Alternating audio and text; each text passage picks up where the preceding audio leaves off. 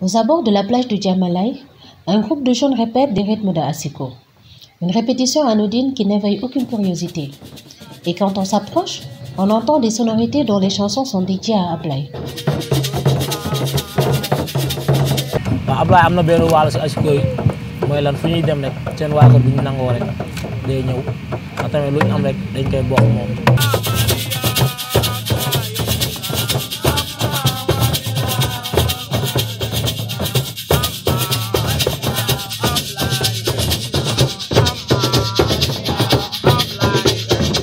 Assis au milieu des percussionnistes avec un t-shirt bleu floqué de l'emblème de Special Olympics, Ablaye Ndiaye apprécie les airs chantés par ses amis du quartier, qui par ce geste magnifient sa présence dans leur groupe, le band de Asiko Sassay.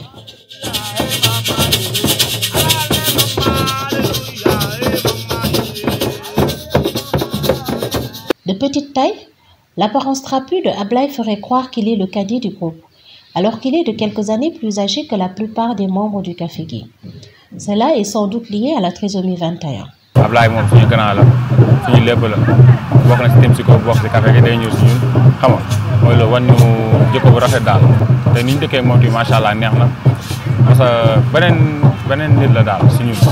parce que dañu ko considéré comme ñun ni ñu dundee noonu la ngay considéré. Abdoulaye Ndiaye est l'une des stars de son quartier des Parcelles Assainies. Cette inclusion réussie d'Ablaye est certainement liée à l'amour et à l'affection de sa famille, témoigne Soda. Situation Ablaye sax tane na situation déficient intellectuel yu bari parce que chance bi ñu am ci moom peut-être mooy ñun 87 lañ dëkk ci koñ bi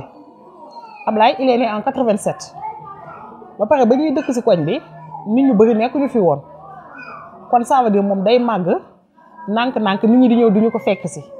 peut-être nag ku koy soog a gis au début daan nga ko xool yenn xool yi di def am ñoo xamante sax xale yi dañuy dem ba début bi dañ ko doon ragal loolu nag kenn du ko nëbb day metti ci xol parce que boo sañoon dinañ ko jël comme ñëpp parce que yow mi nekk frère sœuram xam nga ne nit la comme yeneen nit ñi li ñeneen nit ñi di def lay def mais nag yow yaay xam ne rek peut-être yow lii yàlla yow la ko jox nga téye ko mais ñeneen ñi tamit peut-être yaay def ak ñoom nànk rek mais mënoo leen obligé nag tey di ngeen ko accepter di ngeen ko def comme nit ñëpp ci mbedd bi mais nag ñun tamit dañ ko encadrer jàppale ko mën naa ne forcer ko nit ñi parce que ku nekk fooy dem da ngay ànd ak moom boo ñëwee ci kër gi da ngay fekk mu nekk comme tout un chacun luñ ko war a boole dañ ko ciy boole dañuy waxtaan ak moom dañuy kaf ak moom suñuy génn man dama chaque ngoon ñu ànd dem géej. En fait boo amee genre nit yooyu yow yaay wan nit ñi ne d'abord kii nit la comme ñëpp yow yaa koy respecter accepter ko pour que ñeneen ñi accepter ko chance boobu la ñu am suñu biir famille ñëpp accepter nañ ko mu nekk loo xamante ne wallaay nekkul sax poids si ñun Ablaye nekkul poids si ñun dafa nekk koo xamante ne dafa indi ci famille bi joie de vivre dina kaf dina ree ñun dañuy passer inaperçu que ne Ablaye sax il n'est pas comme nous. xëy na loolu la ñu inculqué waa koñ bi ba ñu xam ne ñoom tamit ñun niñ ko jàppee ni noonu lañ ko war a jàppee ñoom aussi. non au début nag metti woon na au début ñu soog a nekk fii Parcelles metti woon na lool parce que xale yi bu ñu ko gisoon dañ koy xool yenn façon yoo xam ne moom ci boppam sax day mer di leen saaga mag ñi tamit ku ko gisoon rek il faut nga xoolaat ko ku romboon fi boobu Parcelles bariwul nit mais ku ko gisoon rek affaire bi day bizarre ci yow daal kii kan la. man mii yaayam tamit affaire boobu daf ma doon metti mais yàlla mayoon na ma maîtrise ndax mosuma ci xuloo mosuma ci xeex mais ndax ma gëmoon ne lii lu ma yàlla yónnee la rek ma téye am na un certain temps sax dama ko mujjoon jël yóbbu ko au village bàyyi ko foofu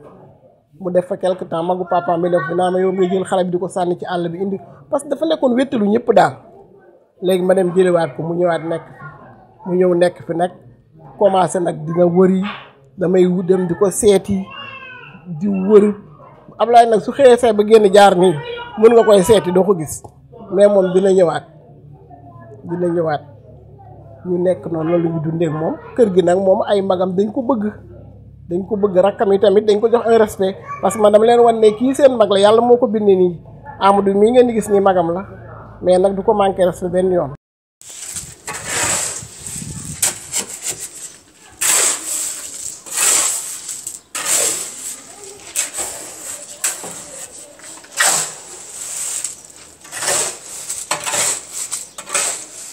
Il est attaché à sa mère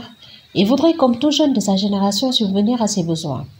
Mais sans aucune formation professionnelle, il enchaîne les petits travaux de manœuvre qui se présentent à lui et remet avec fierté à sa maman le fruit de son travail.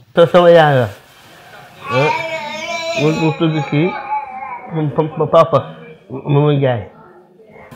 Ablaye mooy sama 5e gosse mais yàlla def ko mu juddu mel nii nee na doom ju ma bëgg doom ju ma yërëm boo tuddee soo ma tuddee soo waxee ci man loo xam ne dérangé na ko sax attan na xeex ak yow lu mu yor tamit def jox ma ko. À travers ses différentes activités, il démontre des habiletés insoupçonnées. Malheureusement, il n'a pas eu l'occasion d'aller à l'école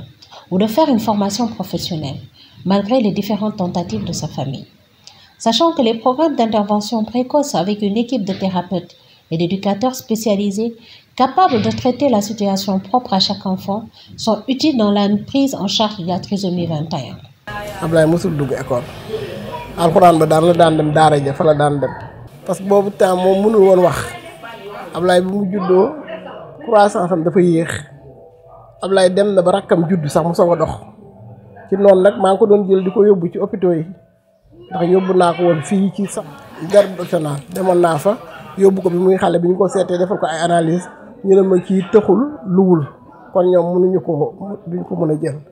demoon naa temps boobu am na benn kii bu nekkoon hôpital Fann ñu koy wax case ba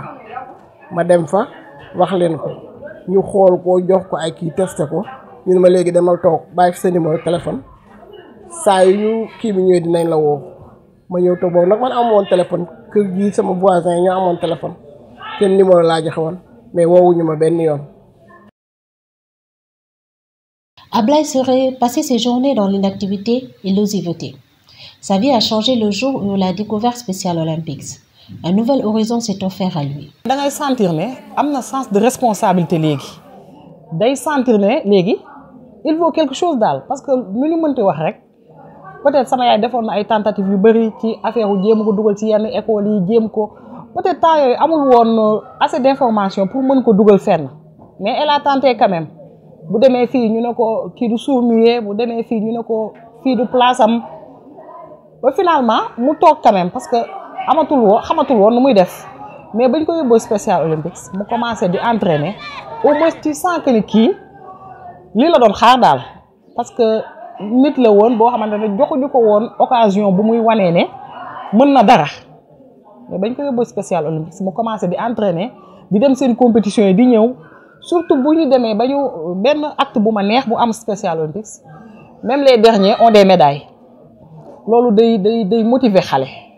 day tax xale yaakaar ne man awma barrière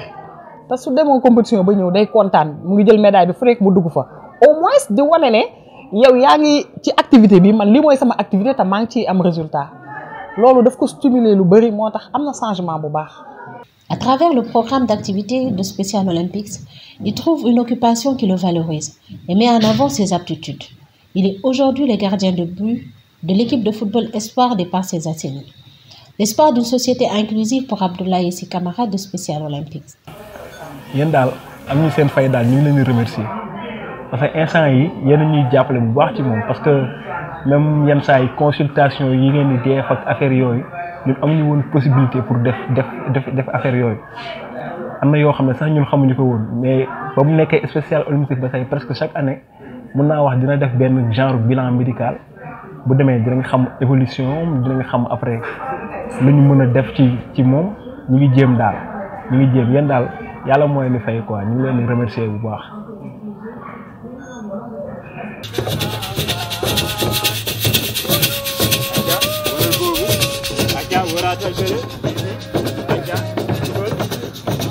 Ablaye Ndiaye, l'éclosion d'un talent.